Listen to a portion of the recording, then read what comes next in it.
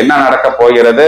ராசியாதிபதி செவ்வாய் உங்களுக்கு லாபத்தில், உங்களுடைய லாபத்தில் புதன் சுக்கிரன் ராகு கூட்டணி மேலோட்டமாக பார்க்கும் பொழுது இது ஒரு பிரமாதமான கூட்டணி.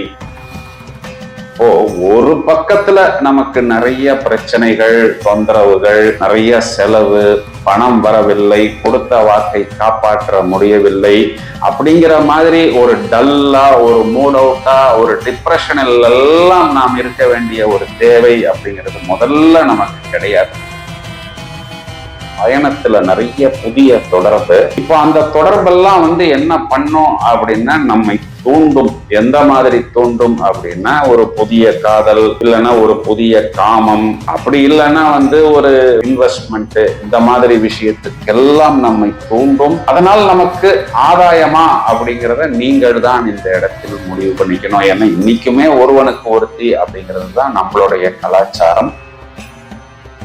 ஒருவேளை நீங்க மேஷராசி நபராக இருந்தால் அப்போ ஒரு புதிய தொடர்பு, ஒரு புதிய கான்செப்ட், இல்லைன்னா ஒரு புதிய கான்டாக்ட், இல்லைன்னா ஒரு புதிய ஒரு டெவலப்மெண்ட், இதெல்லாம் உங்களை விட குறிப்பா பார்க்க போனா உங்க லைஃப் பார்ட்னருக்கு தான் அதிகமாக வருகிறது. என்ன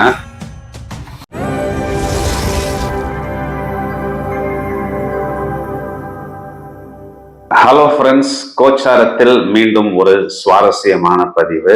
இந்த பதிவுல என்ன ஒரு ஸ்பெஷாலிட்டி அப்படின்னு பார்த்தோம்னா, பிப்ரவரி மாதம் 8ஆம் தேதி முதல் மார்ச் மாதம் 3ஆம் தேதி வரை 5 கிரகங்களின் கூட்டணி கும்பராசியில் இருக்கிறது. நடுவுல சந்திரன் அங்கு சஞ்சாரம் செய்யக்கூடிய காலகட்டங்கள்ல 6 கிரகங்களின் கூட்டணியா. இந்த கூட்டணியின் தொடக்கத்தில் ராகு பகவான் ஏற்கனவே கும்பராசியில் தான் இருக்கிறார். முதலில் புதனும் சுக்கிரனும் அந்த இடத்தில் சேரப்போகிறார்கள். அப்போ இந்த புதனும் சுக்கிரனும் ராகுவிற்கு நட்பு கிரகம். சுக்கிரனை விரிவாக்கம் செய்தால், அதாவது ஒரு 100 சுக்கிரனை ஒன்றாக சேர்த்தால் அது அந்த ராகு என்ற கிரகத்திற்கு சமமாகிறது. ராகுவை பற்றி எல்லாருக்குமே நன்றாக தெரியும். ஒரு விஷயத்தை இப்படித்தான் அடைய வேண்டும் அப்படிங்கிற மாதிரி இல்லாமல் எப்படி வேண்டுமானாலும் அந்த விஷயத்தை நாம் அடைந்து விட வேண்டும், அதற்காக என்ன வேண்டுமானாலும் செய்து விடலாம் அப்படிங்கிற ஒரு அமைப்பை தூண்டக்கூடிய கிரகம் இது. ஒரு காற்று ராசியில் கால புருஷனுக்கே பார்த்தோம் அப்படின்னா 3, 7, 11 கூட்டணி, இதெல்லாம் காம திரிகோணத்தை தூண்டக்கூடிய ஒரு கூட்டணியாக வருகிறது. பிறகு இந்த இடத்தில் சூரியன் செவ்வாய் சேர்ந்தாலும் இந்த குருவின் பார்வை இந்த இடத்திற்கு இருக்கிறது. அதனால் இந்த சூரியனும் செவ்வாயும் ஒரு பெரிய டிஸ்டர்பன்ஸை, ஒரு இடைஞ்சலை இந்த இடத்தில் கிரியேட் செய்ய முடியாது அப்படின்னு தான் சொல்ல வேண்டும். இதையும் தவிர இந்த கூட்டணியில் என்ன ஒரு ஸ்பெஷாலிட்டி அப்படின்னா, நிறைய பேர் இதனால் தூண்டப்பட போகிறார்கள் அப்படின்னு சொல்வதுதான் நிதர்சனமான உண்மை.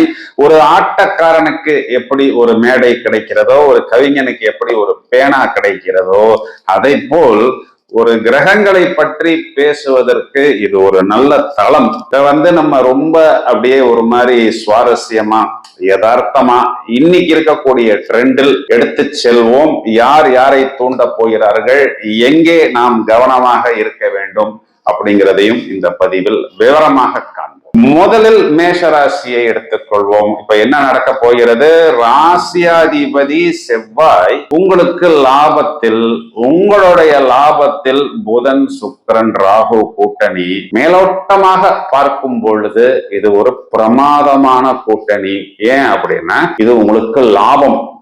ஒரு பக்கத்துல நமக்கு நிறைய பிரச்சனைகள், தொந்தரவுகள், நிறைய செலவு, பணம் வரவில்லை, கொடுத்த வாக்கை காப்பாற்ற முடியவில்லை அப்படிங்கிற மாதிரி ஒரு டல்லா, ஒரு மூட் அவுட்டா, ஒரு டிப்ரெஷனில் எல்லாம் நாம் இருக்க வேண்டிய ஒரு தேவை அப்படிங்கிறது முதல்ல நமக்கு கிடையாது. இப்போ நமக்கு லாபம் அப்படிங்கிறது இந்த இடத்துல பார்த்தோம்னா நம்ம லைஃப் பார்ட்னர் மூலமாக, நம்மளுடைய ஐடியாஸ் மூலமாக, நம்மளுடைய வாக்கு மூலமாக, பயணங்கள் மூலமாக. எங்கெல்லாம் நம்ம தோத்து போவோம்னா வழக்கமா இந்த டாக்குமெண்ட், கையெழுத்து, கடன், இதுல எல்லாம் தானே நம்ம அதிகம் தோத்து போவோம். இந்த விஷயங்கள் மூலமாகவும் நமக்கு லாபம், நமக்கு ஆதாயம். அப்புறம் குழந்தைகள் சம்பந்தப்பட்ட விஷயத்தில் ஆதாயம், அரசாங்கம் சம்பந்தப்பட்ட விஷயத்தில் ஆதாயம். எல்லாம் ஒரு பக்கம் இருந்தாலும் பரவாயில்லப்பா, விற்காதுன்னு நினைச்ச அந்த ஒரு பழைய பொருள் இன்னும் சொல்ல போனா ஒரு துருப்பிடிச்ச பழைய ஜமானா புராணை வாழை அப்படின்னு சொல்லக்கூடிய பொருள்கள் மூலமாகவும்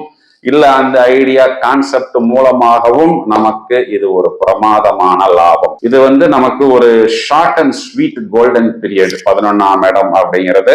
இதுல இன்னொரு விஷயம் என்ன அப்படின்னா, நமக்கு பயணங்களால் ஆதாயம், பயணத்துல நிறைய புதிய தொடர்பு. இப்போ அந்த தொடர்பெல்லாம் என்ன பண்ணும் அப்படின்னா நம்மை தூண்டும். எந்த மாதிரி தூண்டும் அப்படின்னா, ஒரு புதிய காதல், இல்லைன்னா ஒரு புதிய காமம், அப்படி இல்லைன்னா ஒரு இன்வெஸ்ட்மெண்ட், இந்த மாதிரி விஷயத்துக்கெல்லாம் நம்மை தூண்டும். அதனால் நமக்கு ஆதாயமா அப்படிங்கிறத நீங்கள் தான் இந்த இடத்தில் முடிவு பண்ணிக்கணும். ஏன்னா இன்னைக்குமே ஒருவனுக்கு ஒருத்தி அப்படிங்கிறது தான் நம்மளுடைய கலாச்சாரம். இதுல இன்னொரு விஷயத்தையும் நீங்கள் கவனிக்க வேண்டும். என்ன அப்படின்னா, இந்த இடத்துல சுக்கிரன் அப்படிங்கிறவர் உங்களுடைய லைஃப் பார்ட்னர். ஒருவேளை நீங்க மேஷராசி நபராக இருந்தால், அப்போ ஒரு புதிய தொடர்பு, ஒரு புதிய கான்செப்ட், இல்லைன்னா ஒரு புதிய கான்டாக்ட், இல்லைன்னா ஒரு புதிய ஒரு டெவலப்மெண்ட், இதெல்லாம் உங்களை விட குறிப்பா பார்க்க போனா உங்க லைஃப் பார்ட்னருக்கு தான் அதிகமாக வருகிறது. ஏன்னா முதலில் புதன் சுக்கிரன் கூட்டணி, பிறகுதான் செவ்வாய் ஆகிய நீங்கள் அந்த இடத்துல பிப்ரவரி மாதம் 23ஆம் தேதி தான் வருகிறீர்கள். அப்போ கொஞ்சம் நீங்கள் உங்களுடைய லைஃப் பார்ட்னரை உஷாராக பார்த்து கொள்ள வேண்டும். இதுல என்னன்னா, நீங்க உங்களுடைய லைஃப் பார்ட்னரை கவனிக்கிறீங்களோ இல்லையோ, மறைமுகமாக உங்களது தந்தை அதனை கவனித்து விடுவார். உங்க தந்தை எப்படி கவனித்து விடுவார் அப்படின்னு பார்த்தோம்னா, இங்கு குருதான் உங்களுடைய பிதுர்ஸ்தானத்துக்கு அதிபதி. உங்களுடைய தந்தை இதனை பார்த்து கொண்டிருக்கிறார். இது உங்களுடைய குழந்தைக்கு ஏற்படக்கூடிய ஒரு தொடர்பாக இருந்தாலும், ஒரு காதலாக இருந்தாலும், இல்ல உங்களுடைய குழந்தையை தூண்டிவிடக்கூடிய ஒரு ஃப்ரெண்ட்ஷிப்பாக இருந்தாலும், உங்களுடைய தந்தை இதனை பார்த்து கொண்டிருக்கிறார். உங்கள் கவனத்திற்கு பின்னாளில் வந்தாலும் உங்களுடைய தந்தை திருத்துவார், அதற்குண்டான அறிவுரைகள் சொல்லுவார். உங்களுடைய லைஃப் பார்ட்னரோ இல்ல உங்களுடைய குழந்தைகளோ தவறான பாதைகளில் போகாமல் உங்களுடைய தந்தை தடுப்பார் அப்படின்னு தான் இந்த இடத்தில் சாஸ்திரம் சொல்லுகிறது. இப்ப நான் சொன்ன விஷயம் எல்லாமே ஒன்லி லவ் அப்படிங்கிறத மட்டும் சொல்லாமல், ஒரு முதலீடாக இருக்கலாம், அப்படி இல்லைன்னா ஒரு வெளிநாட்டு தொடர்பாக இருக்கலாம், இல்லைன்னா ஒரு சிட்டு, இல்ல ஒரு MLM ஸ்கீம், இந்த மாதிரி ஏதாவது ஒரு கான்செப்டாக கூட இருக்கலாம்.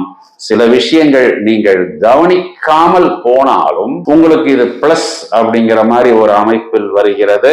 உங்களை மீறி நடக்கக்கூடிய விஷயமாக இருந்தாலும் கடைசியில் இது உங்களுக்கு லாபம் அப்படிங்கிற மாதிரியும், நினைத்த காரியத்தில் வெற்றி அப்படிங்கிற மாதிரியும் தான் இந்த ஒரு டிரான்சிஷன் எடுத்து கொடுக்கிறது.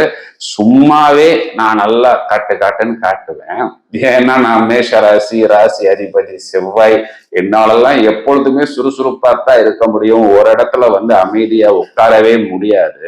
என்னைய போய் நீ இன்னும் காட்டுன்னு சொன்னா நான் எந்த அளவுக்கு ருத்ர தாண்டம் ஆடுவேன். அதாவது ரொம்ப எனர்ஜெட்டிக்கா, டைனமிக்கா, நிறைய விஷயங்களை வளைத்து போட்டு பூரணமான ஒரு வெற்றிகளை அனுபவிக்கக்கூடிய காலகட்டம். சார் நீங்க சொன்னதெல்லாம் நல்லா தான் சார் இருக்கு, டக்குன்னு முடியுது, அவ்வளவுதானா சார் அப்படின்னு நீங்கள் கேட்டால், அடுத்த சுக்கிரன் என்பவர் கோச்சாரத்தில் உச்சமடைய போகிறார். அந்த இடத்துல புதன் வரும் பொழுது அது நீசபங்க ராஜயோகமாக வருகிறது. இன்னும் நிறைய பதிவுகள் தயாராகி கொண்டிருக்கிறது. இந்த பதிவை உங்களது நண்பர்களுக்கு ஷேர் செய்யுங்கள். தொடர்ந்து இணைப்பில் இருங்கள். இன்னும் நிறைய காணொளிகள் தயாராகி கொண்டிருக்கிறது. Thank you friends.